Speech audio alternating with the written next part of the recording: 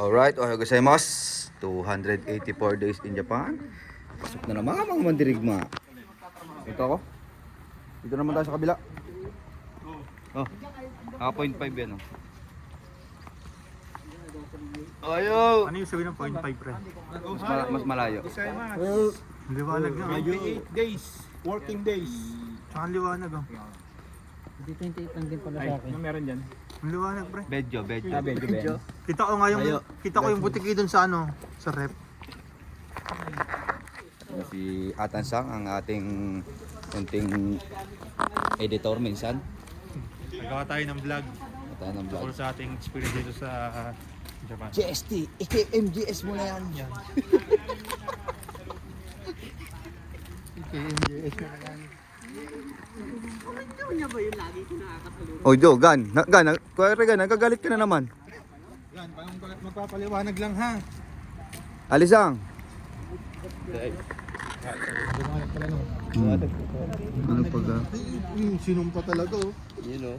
Sa pa nga pre, sumpa nga. Sa mukha. 284. Wala yung packing ng mga Subaru. Ito yung parking ng mga Subaru na tropa ng taga Toyota.